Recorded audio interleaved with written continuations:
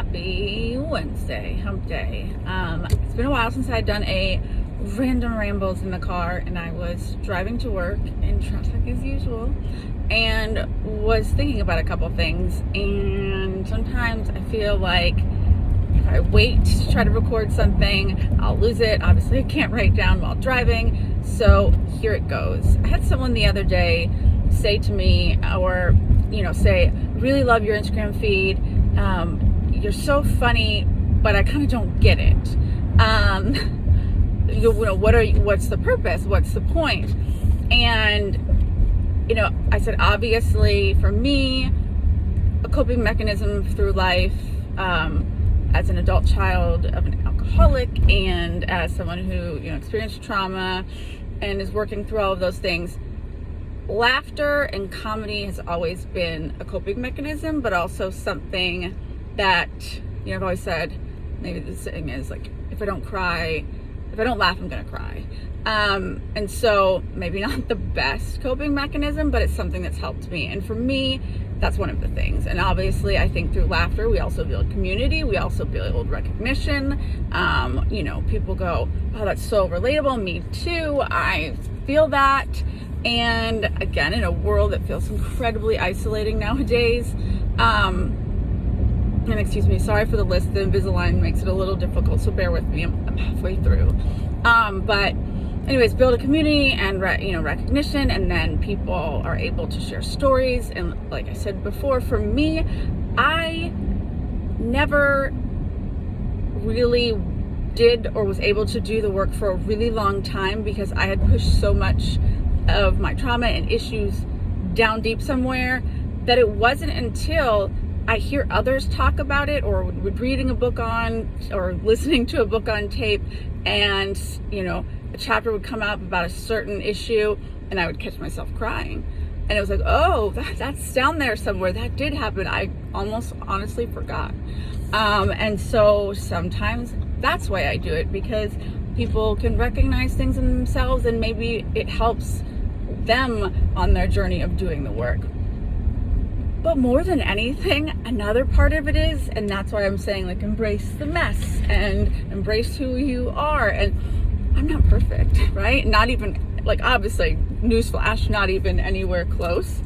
I'm going through the key right now to get in my building. Not anywhere close. And I think we all are a little tired of everyone pretending they are. But also, if I'm going to come out here and say, listen, here's what I've been through and here's what's worked for me, even professionally, here's what I do for a living. This is what either helped me during my divorce and my co-parenting journey, or what I've helped clients do. I don't want that advice coming from someone who's perfect and has never gone through anything. I don't want my advice or my inspiration to come from someone who has no idea what it is to feel this way, what it is to screw up, what it is to feel like a screw up or a mess. And so, sorry, I think that's part of it too. And I think that's what's so powerful, is that I'm coming from a place saying, yeah, me too. Yeah, even now, today, with all the work I've done and all the progress I've made, I'm still screwing up. But because of X, Y, and Z, I screw up far less. I rebounded faster. I didn't let it take me down to a spiral hole of, anxiety or depression based on me doing a thing that maybe I thought was a mess or a screw up. And so that's why. Because I want my advice, I want the people I lean in on to have been in the trenches with me, to have done the things or gone through the things, so that when we have a conversation, it's coming from a place of relatability.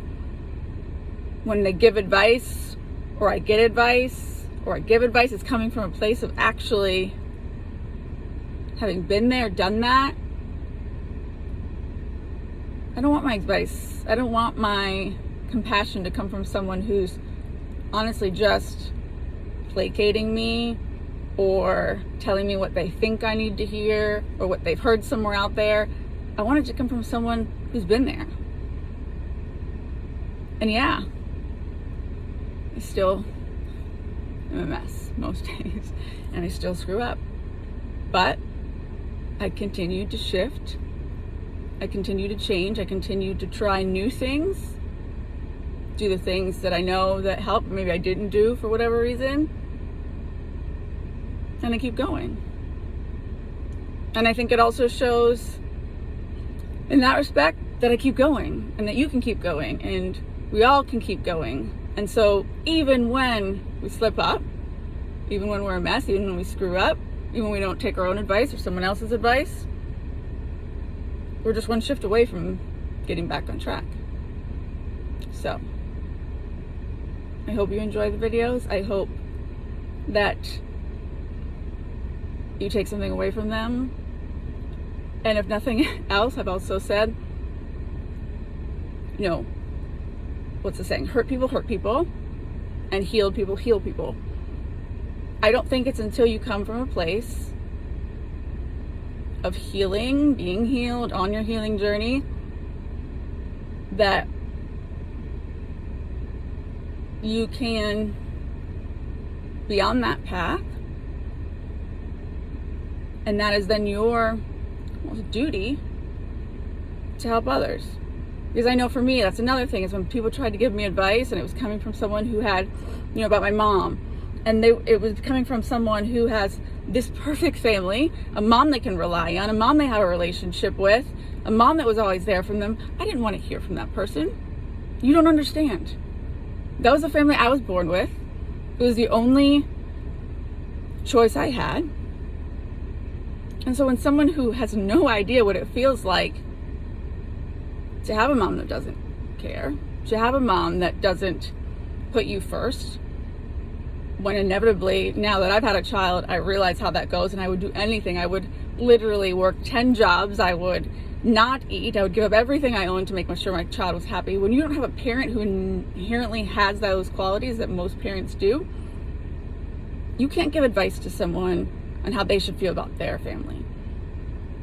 And so I would listen and I'd be like, okay, thanks. But I didn't take anything from it, because I said, how are you giving me advice? You've never been there. And I'm telling you, I've been there, probably more than I ever thought I wanted to be. But obviously, yes, it has made me a stronger person. But I also feel very passionate about being here and sharing that story, so that others don't feel so alone, so that you don't feel so alone, so that even if only 10% of this applies to you and it hits home, it's coming from someone who's been there, who can say to you, I understand you, I see you, I'm sorry you went through that, but there is a way out, there is a light on the other end of the tunnel, even if sometimes it gets dark in there and sometimes you screw up and you take a wrong turn. There's always a way to get back on track. There's always a way to continue the journey to healing and healthy happiness. I'm the happiest I've ever been in my life because of the work I've done. Does that mean I don't have bad days? There are days where I still go in the laundry room, lay down on the pile of laundry and cry to myself for 5 minutes and say, I don't know how I wear all the hats. I don't know how I am mom, homekeeper, chef, attorney, chauffeur, driver, friend, daughter. I don't know how to wear all those hats. I can't wear all the hats. I'm exhausted from the weight of it all. But then I wipe the tears and I find a way to maybe put some of the hats on the counter for the moment and realize they don't have to all be on at the same time. And I keep going. And so can you.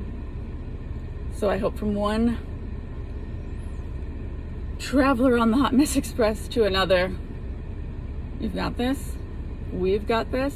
I will always be here. You can always message me. Because, again, this process, through connecting through all of you, has been so healing to me. And I hope that can be the same for you. Have a great one.